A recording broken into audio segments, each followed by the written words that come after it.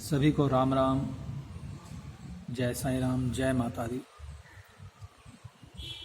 मैं अपनी बात शुरू करता हूँ कि माया की रचना के अंदर हमेशा दो पहलू साथ साथ रहते हैं,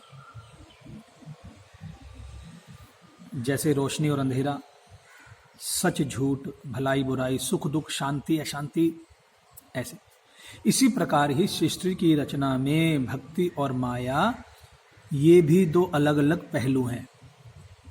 जिस प्रकार की रोशनी के विरुद्ध अंधेरा और अंधेरे के विरुद्ध रोशनी होती है, उसी प्रकार ही माया और भक्ति भी एक दूसरे के विरुद्ध है। माया की कुदरती रचना ही कुछ इस प्रकार की है कि जीव उसमें रहता हुआ सारी जिंदगी लगातार मायावी संस्कार अपने अंदर जमा करता रहता है और इस प्रकार हमेशा माया के अधीन बन जाता है। जन्म जन्मांतर से जीव की यही हालत चली आ रही है, परंतु यह बात हरगिज नहीं कि दुनिया में फकत माया ही माया का जाल है और भक्ति का नहीं, अथवा यह है कि फकत झूठ ही झूठ की रचना और सच की नहीं, या यह है कि फकत अशांति ही अशांति और शांति की नहीं। ऐसा नहीं, ऐसी बात हरगिज नहीं है। अगर आप सोचते हैं तो अगर माया दुख और अशांति को देने वाली चीज है, कल्पनाओं और कलेशों का बीज है और जीव को जन्म जन्मांतर भटकाने और गुमराह करने वाली ताकत है, तो दूसरी तरफ उसके मुकाबले में भक्ति भी मौजूद है, जो शांति, खुशी और सुख के पैदा करने वाली है तथा जीव को गुमराही और भटकाने से आजाद करने वाली है। उसके अंदर इतनी ताकत है। अगर भक्ति ना होती तो फिर जीव को हमेशा अशांति ही अशांति बनी रहती और कभी शांति का मुख देखना नसीब ना होता। जिस जीव के हृदय में भक्ति का अंश या अंकुर नहीं है, उसकी सुरती में 24 घंटे माया, बस मोह माया जनित अशांति ही भरपूर रहती है और आमतौर पर इसी तरह सब दुनिया दुखी और अशांति के चक्कर में पागल हो गई है। बस माया माया माया। जीवों को इस अशांति, कल्पना और दुख तथा बंधन से आजाद कराने का एक ही उपाय फकत भक्ति है। मात्र क्या है? भक्ति है। सिवाय इसके और कोई उपाय जीवों के लिए शांति प्राप्त करने का नहीं है।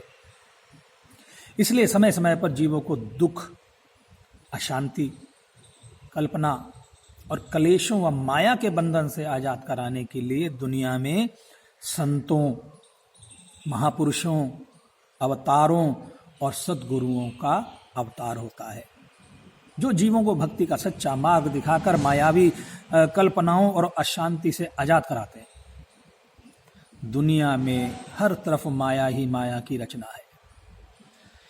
इस माया की रचना में जीव भूलकर भरमा जाता है और असलियत से अलग हो जाता है, तब दुखी और अशांत होता है।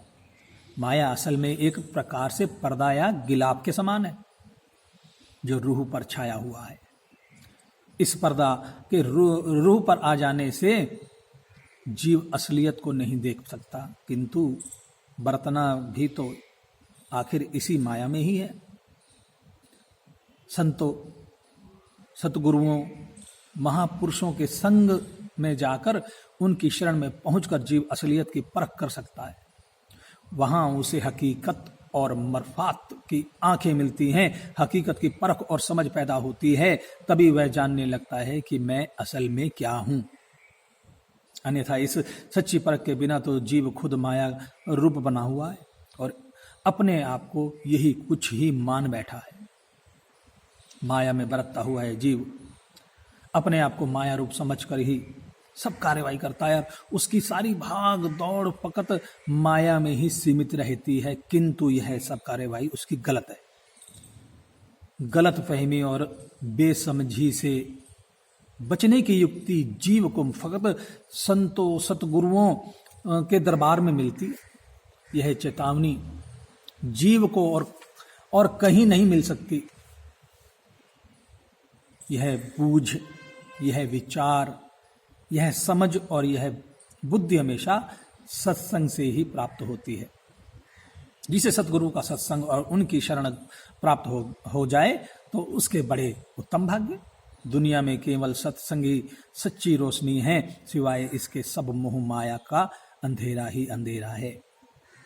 एक संत हुई हैं सहजोबाई, उनका एक छोटा सा दोहा है कि साध संग में चांदना सकल अंधेरा और सहजो दुर्लभ पाइये सत्संगति में ठोर।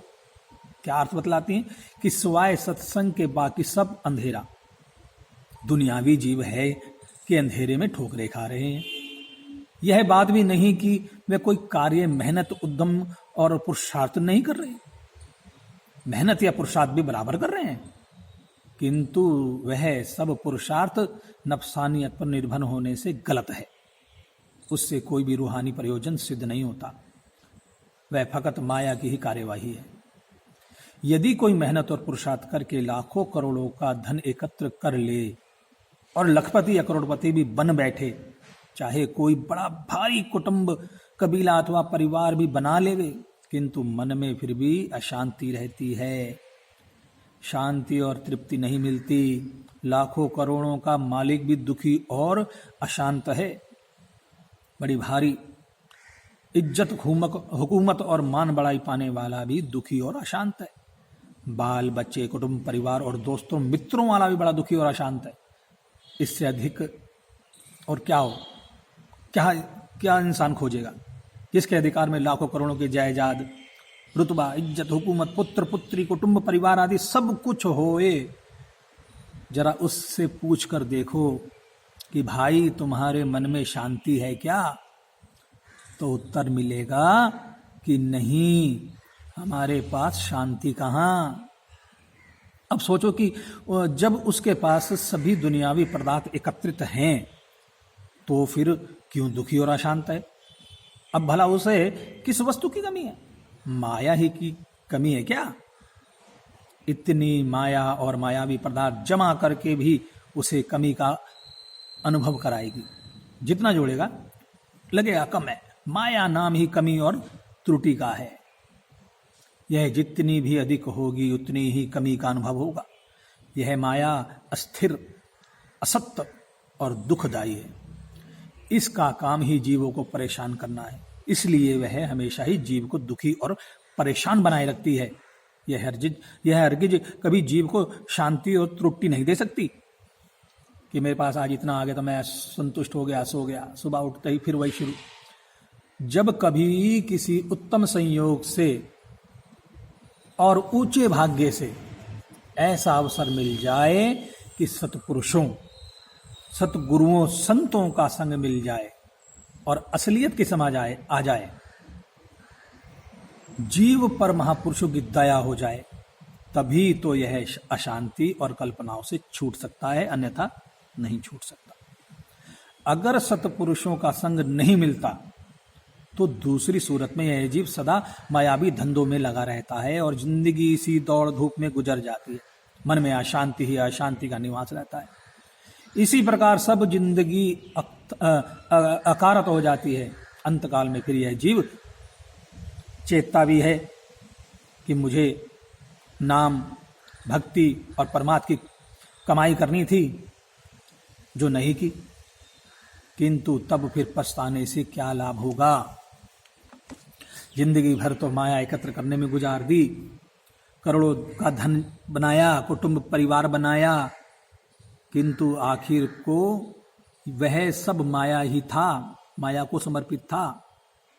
इसमें भक्ति या रूहानियत तो हरगिज नहीं थी।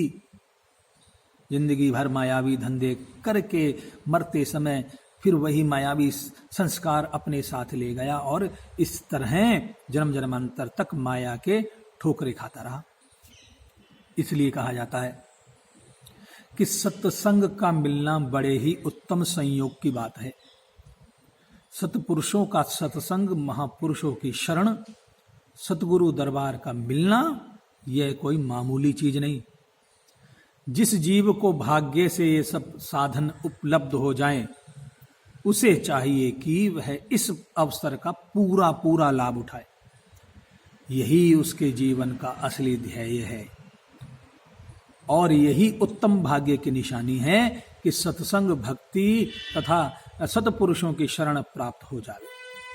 तब सुरती को सदा के लिए स्वतंत्र कराकर अपने निज धाम निज देश में पहुंचाने का प्रयत्न करें। कि सद्गुरु की शरण तभी हमारे को प्राप्त होगी जब हमारे नेक कर्म इकट्ठे हो जाएंगे। बोलिए सच्चिदानंद सद्गुरु महाराज की जय। जय श्री राम, जय माता दी।